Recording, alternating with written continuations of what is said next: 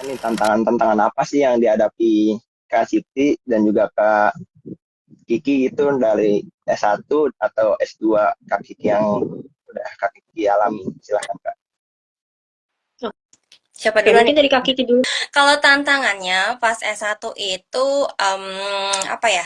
Mungkin harus belajar dengan banyak teori dan itu menggunakan waktu seingat aku bahasanya bahasa Inggris dan bahasa Jerman ya. Waktu itu ilmu pernyataan tuh aku ingat banget. Ilmu pernyataan itu aku belajarnya bahasa Jerman. Jadi bukunya tuh bahasa Jerman. Jadi itu sih salah satunya harus buka kamus, lihat lagi kayak gitu-gitu. Dan benar kata Marati tadi, aku menyinggung yang tadi ya. Kalau kita tuh harus lebih mengenal diri sendiri dulu gitu. Bahkan ketika aku S1 dan S2 sampai S2 pun itu aku terus belajar untuk mengenal diriku sendiri gitu. Dan juga karena kan semakin bertambah usia gitu kan kita semakin bisa dinamika kehidupan orang tuh bisa berubah-ubah gitu ya. Nah, itu terus mengenal diri selama kita hidup, terus udah gitu juga pas pas S1 itu apa ya? Nggak tahu kenapa aku lebih enjoy enjoy aja gitu ngerjain oh ya terus karena juga sambil melakukan organisasi juga pas S1 kayak gitu. Nah, ketika S2 tantangannya itu jauh lebih banyak lagi gitu.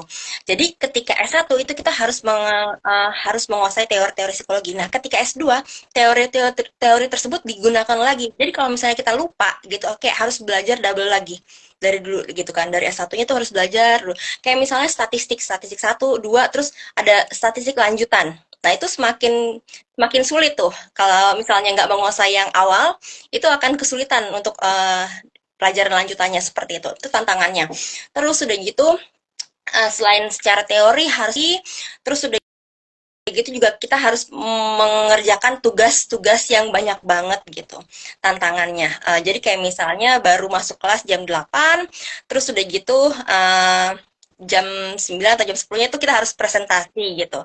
Atau mungkin jam 1 siangnya harus presentasi. Itu kan anak S2 gitu ya, setara S2 itu harus mempresentasikan kayak banyak-banyak baca jurnal gitu minimal ya puluhan jurnal lah kita untuk mempresentasikan itu harus baca cepat ya tantangannya itu harus tahu trik baca cepat jurnal seperti apa kayak gitu. Terus juga harus bisa pinter-pinter membagi waktu antara tugas memang banyak dan juga diri sendiri gitu. Jadi harus ada me time-nya juga supaya nggak burn out gitu. Karena jujur aja aku pernah burn out gitu karena terlalu banyak tugas-tugas kuliah yang bikin kayak aduh bangun tidur ngerjain tugas, sebelum tidur ngerjain tugas, semuanya tugas gitu. Dan aku mengambil magister profesi psikologi ini kan adalah pilihanku sendiri gitu ya.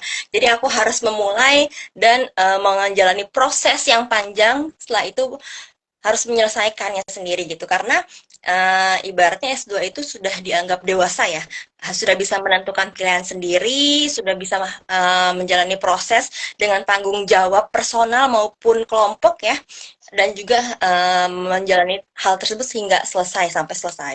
Itu kan banyak banget tugas-tugasnya, tugas teori, tugas praktek, setiap minggu tuh ngerjain tugas statistik, kayak penelitian setiap minggu kayak gitu, olah data SPSS, banyak sih kalau tantangan S2 tuh pokoknya. Tapi seru, keren, harus bertahan sampai selesai gitu. Gitu sih. Oke, menarik ya. Memang apa ya sebenarnya pasti kita juga sebagai lulusan psikologi ini apa ya banyak teman atau banyak stigma yang mengatakan wah orang psikologi ini berarti orang-orang yang bisa meregulasi emosi, mengontrol diri sendiri gitu tanpa mereka sadari sebenarnya kita juga bisa burn out atau bisa stres juga kak ya.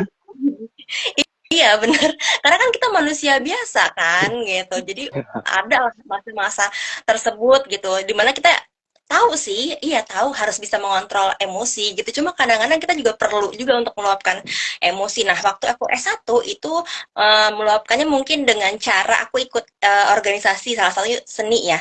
Di sana ada seni, terus aku ikut kayak bisa menyalurkan bakat aku di sana gitu. Nah, ketika S2 itu bener-bener kehidupannya tugas semua, jadi nggak bisa ngikutin hal-hal di luar itu gitu. Itu sih yang aku alamin tantangannya.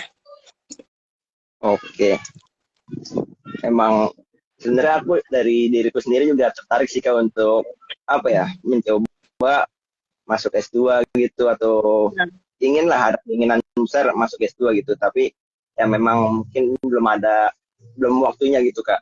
Iya, Tapi nanti kalau kita ada waktu ya. amin, semoga Kak doain aja Kak ya. Amin, amin. Semoga kuat sampai selesai. Amin. Oke, kita beralih dulu nih Kak Iya, ke Kak Mariati nih sebagai lulusan sarjana oke. psikologi nih Kak. Boleh Kak ceritakan apa sih tantangan-tantangan yang Kakak hadapi nih selama berkuliah di masa lalu gitu Kak?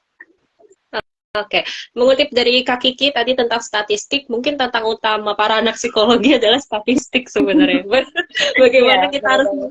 bagaimana kita mengharus analisis data dengan benar, terus hitung-hitungannya juga harus pas, terus juga harus teliti, karena itu kan banyak banget ya kita ngitungnya per item kayak gitu. Itu tantangan utamanya adalah statistik yang pertama. Yang kedua untuk aku itu yang tentang pelajaran praktik. Kita di S1 ini dikasih kesempatan sama dosen-dosen untuk bisa praktik langsung terkait dengan bagaimana caranya tes klien, kemudian scoring, tapi hanya sebatas scoring untuk S1. Nah, itu mungkin jadi tantangan juga kayak memberikan instruksi di depan umum, ya wajar lah ya. Mungkin Helmi juga pernah ngerasain apa ya namanya apa ya gugup, grogi kayak gitu kan pasti itu pernah. Itu jadi tantangan juga. Terus yang ketiga itu adalah tantangannya yang paling penting adalah bagaimana cara kita merefleksi diri. Itu sulit sih. Jadi ketika kita nerima teori-teori tentang psikologi, otomatis kan itu jadi kayak flashback ke diri kita sendiri juga. Oh iya, ternyata saya seperti ini ya orangnya ya. Oh iya ya. Jadi itu jadi tantangan juga. Bagaimana caranya kita bisa mengatasi diri kita sendiri. Seperti itu sih tantangannya Mi. Mungkin kalau Helmi sebagai masih baru nih, fresh banget dibanding kita. Kira-kira tantangannya itu apa Mi? Waktu lulus.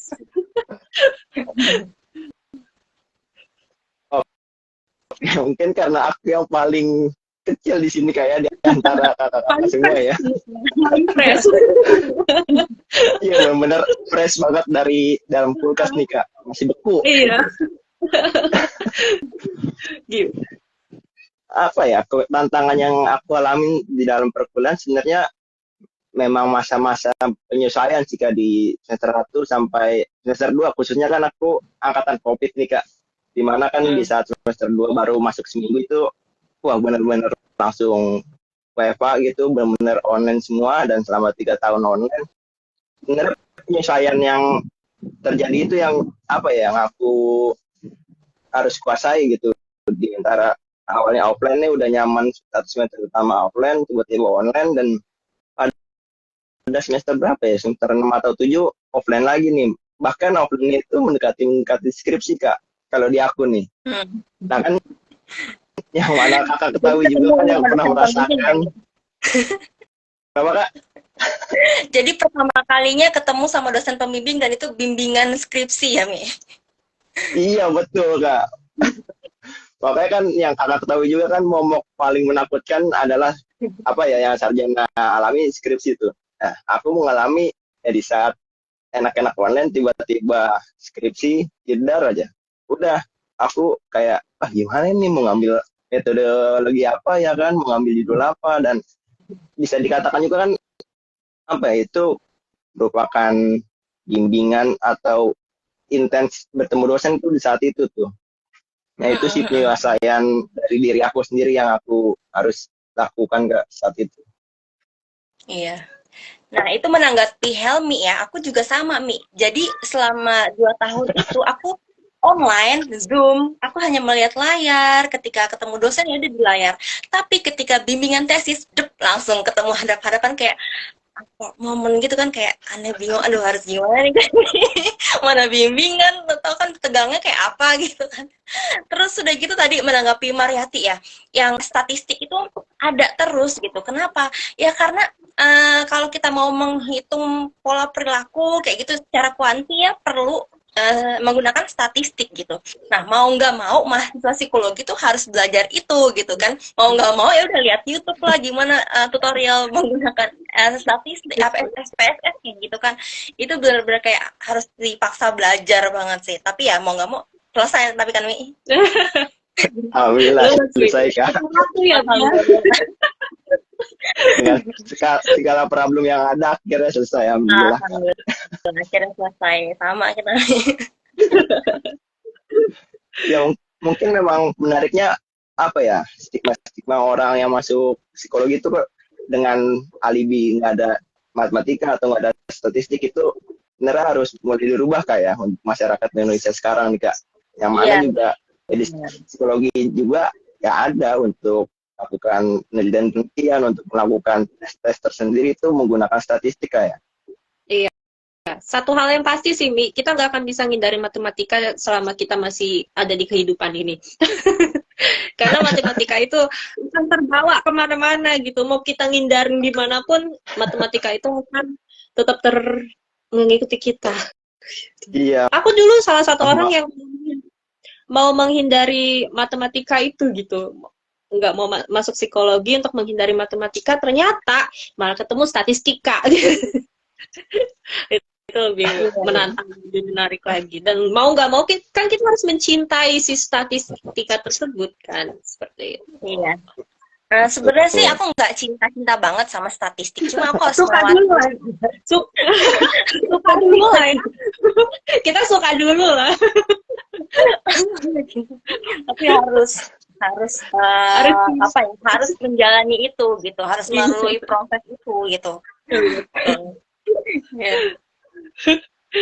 Mungkin belum, kalau nggak suka gitu kayak apa ya, masih bisa untuk dengan kata-kata menyesuaikan diri kali kayak, karena kan mau nggak mau harus kita hadapi. Nggak bisa berteman dengan seseorang yang kurang disukai, tapi harus bekerja sama hingga selesai. Oke, gitu. Oke. Luar biasa. profesional ya Kak. Iya.